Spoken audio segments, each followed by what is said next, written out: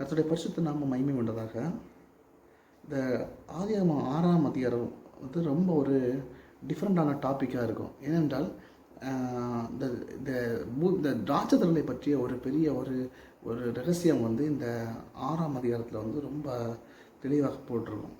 இது என்னென்றால் அந்த வசனத்தில் பார்க்குற டைமு தேவகுமாரர்கள் மனுஷகுமார்த்திகளை அதிக சௌந்தரியமுள்ளவர்கள் என்று கண்டு அவர்களுக்குள்ளே தங்களுக்கு பெண்களை தெரிந்து கொண்டார்கள். அப்படின்றால் இந்த தேவகுமாரர்கள் யார் என்கிற இந்த தலைப்பை இந்த டாப்பிக்கை பார்க்குற டைமு பல விதமான எக்ஸ்ப்ளனேஷன் கொடுத்துட்டே இருப்பாங்க.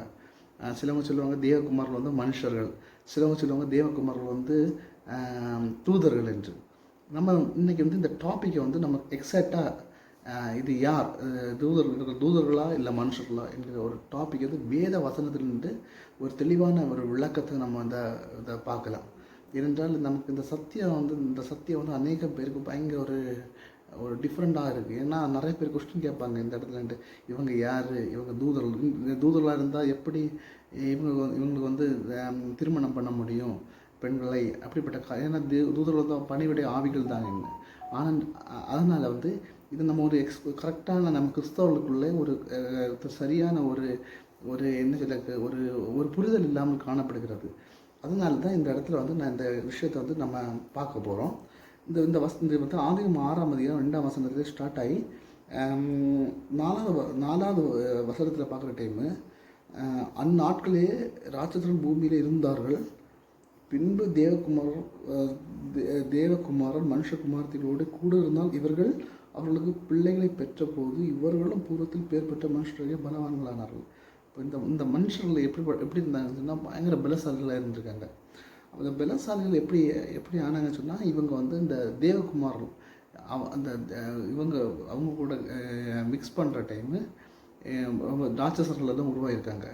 ஓகே, இந்த இடத்துல வந்து அப்போது தூதர்கள் வந்து இந்த இடத்துல இன்வால்வ் பண்ணியிருக்காங்களா இல்லையான்னு உள்ளதை பார்க்குற டைமு அப்போஸ்தலனாகிய யூதா வந்து இந்த ஒரு இடத்துல வந்து தெளிவாக வந்து நமக்கு காண்பிக்கிறாரு. இந்த இடத்துல யார் இது தூதர்களா இல்லாட்டி மனிதர்களா என்ற விஷயத்தை வந்து அப்போஸ்தலன் யூதாவுக்கு ஆண்டவர் தெளிவாக வெளிப்படுத்தியிருக்காரு. யூதா 1ஆம் அதிகாரம் 6ஆம் வசனம். இந்த யூதா ஒரே ஒரு மொத்தத்தில் அதிகாரம் தான் இருக்குது. ஆனால் அந்த இடத்துல வந்து முக்கியமாக இந்த தூதர்களை பற்றி போட்டிருக்காரு. இதில் அநேக கூட்ட தூதர்கள் வந்து விழுந்து போனாலும் இல்லை ஒரே ஒரு குறிப்பிட்ட ஒரு கூட்டத்தை வந்து யூதா வந்து ஸ்பெசிஃபை பண்ணியிருக்காரு. அவங்க செய்த பாவம் என்ன, அவங்க எப்படிப்பட்ட பாவங்கள் பண்ணியிருக்காங்கிற விஷயத்த வந்து நமக்கு வந்து பதில் தருவதற்கு ரொம்ப ஈஸியாக இருப்பதற்காக ஆண்டவர் யூதாவை வந்து இந்த விஷயத்தை வந்து நம்ம யூதா மூலமாக ஆண்டவர் வந்து நம்மளுக்கு கூறியிருக்கிறார். என்னென்னா, இந்த யூதா 1ஆம் அதிகாரம் 6ஆம் வசனத்தில் தங்களுடைய ஆதி மேன்மை காத்துக்கொள்ளாமல் தங்களுக்குரிய வாசஸ்தலத்தை விட்ட தூதர்கள் அப்படின்ற ஒரு கூட்ட தூதர்கள் வந்து நிறைய கூட்டம் விழுந்திருக்காங்க. அதில் ஒரு கூட்டத்தினுடைய தூதர்களுடைய பாவம் என்னவென்றால் ஆதி மேன்மை காத்துக்கொள்ளாமல் தங்களுடைய வாசஸ்தலத்தை விட்டாங்க. அப்படின்னா தாங்கள் இருக்க வேண்டிய இடத்துல தான் இருக்க வேண்டிய வீட்டில் அவங்க இருக்க வேண்டிய இடத்துல இருக்காமல் தன்னுடைய வாசஸ்தலத்தை விட்டு வந்த ஒரு தூதர்கள் இருக்காங்க. இந்த தூதர்கள் வந்து விட்டுருக்காங்க. விட்டதுனால அவங்கள வந்து ஆண்டவர் வந்து அந்தகார சங்கிலினால் கட்டி வைத்தார்.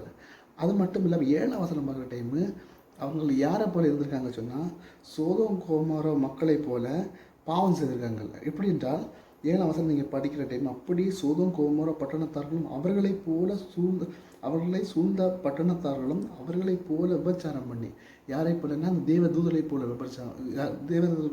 போல விபச்சாரம் பண்ணி அந்நிய மாம்சத்தை தொடர்ந்து நித்திய அக்னியின் ஆக்கிரியை அடைந்து.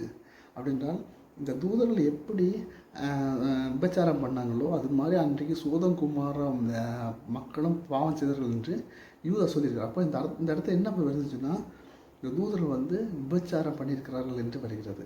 அப்படி என்றால் ஆதியாகமம் 6ஆம் அதிகாரம் இந்த 2ஆம் வசனத்தில் தேவகுமாரர் யார் என்றால் அவர்கள் வந்து ஒரு தேவ தூதர்கள். அப்படின்றால் நிறைய விதமான தேவதூதர்கள் உண்டு. நமக்கு எல்லாரை பற்றியும் நமக்கு ஒரு கரெக்டான டீட்டெயில்ஸ் நமக்கு இந்த கூட்ட தேவதூதர்களை பற்றி நமக்கு தெளிவாக போட்டிருக்கு. இவர்கள் வந்து விபச்சாரம் பண்ணியிருக்கிறார்கள் என்று இந்த யூதா 1ஆம் அதிகாரம் 6ஆம் வசனம் மற்றும் 7ஆம் வசனத்தை பார்க்கணும். இவர்கள் வந்து விபச்சாரம் பண்ணியிருக்கிறார்கள். அப்படி என்றால் தூதர்கள் தான் இந்த தேவகுமாரர்கள்.